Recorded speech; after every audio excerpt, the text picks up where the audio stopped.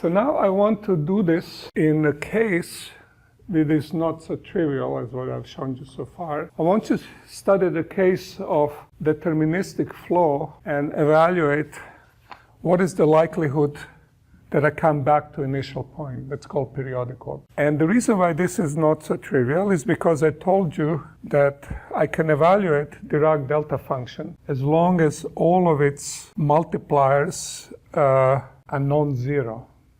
So Jacobian of what's inside of this is non-zero. But when we have a periodic orbit, we have shown many times already that there is one particular direction along the flow itself in which derivative of this function has eigenvalue 1, and this will be 1, and this will give me a 0 in this thing. So we have to deal with the case when we have a marginal mode or eigenvalues 1, in which case Dirac delta, the way I've written it, might not be defined because I cannot divide by 1 over 0 in my formula. So when we study periodic orbits,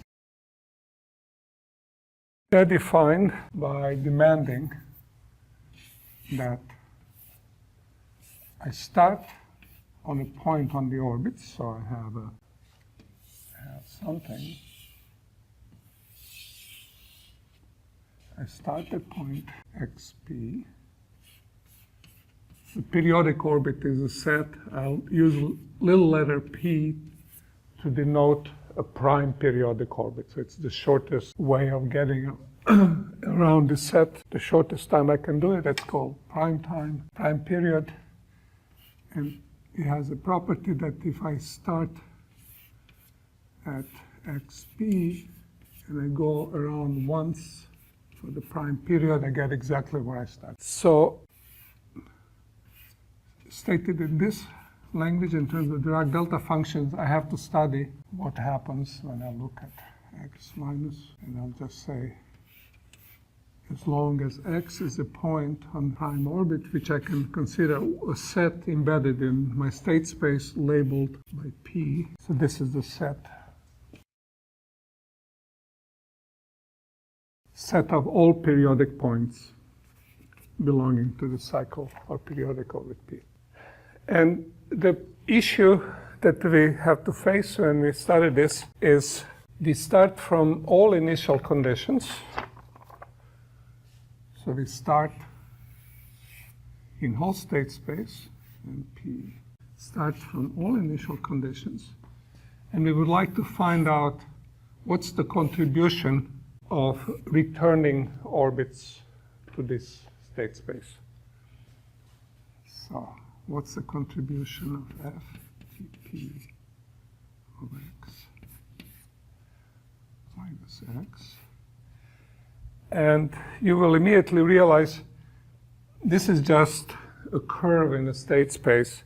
So I really just want to look at it in some small set here. I don't know what to call it. Only just like I did it before in one dimension. I really care about little tube here. In absence of any continuous symmetries, you'll convince yourself that this periodic orbit is unstable. It doesn't have neighbors of precisely the same period that come back within its immediate neighborhood. It's isolated because, the things that are a little bit away from it, when they start, they get pushed away by one period. So you can always find a little tube in which, and that's how denote this, in which I get contribution only of one periodic orbit.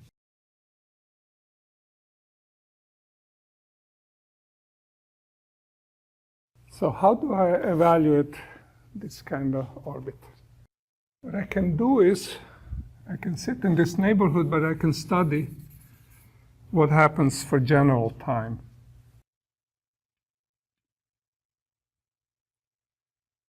And obviously this thing is 0 most of the time, because most of the time I'm someplace away on the orbit, unless I'm precisely at one period of the orbit.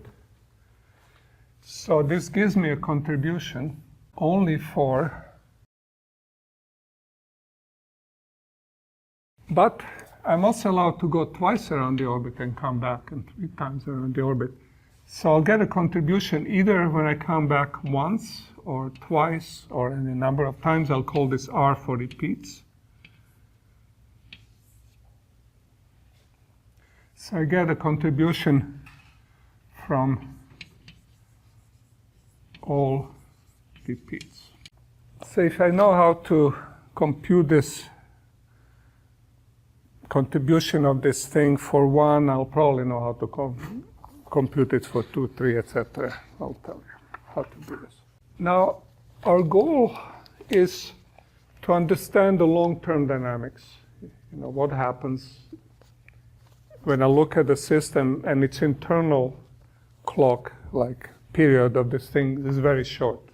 If this is an atomic thing, this will be in attoseconds or fractions of attosecond. But I want to compute some average property like decay rate of a molecule or something, which will happen on a scale much larger than TP.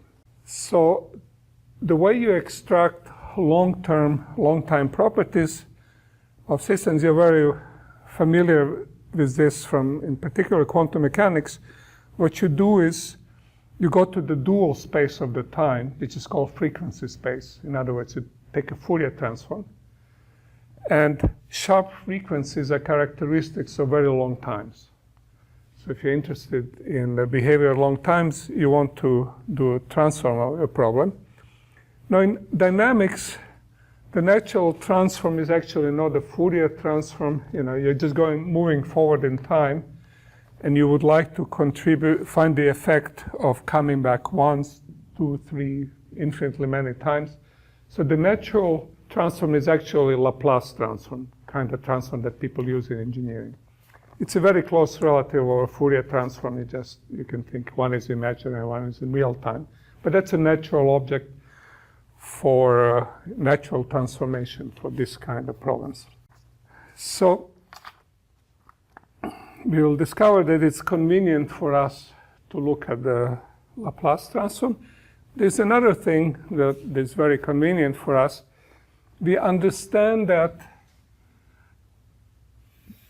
we know exactly the eigenvector in which we have marginal direction, because we know that the tangent of this curve is called the velocity. It's given by our equation of motion. That's how we got the curve.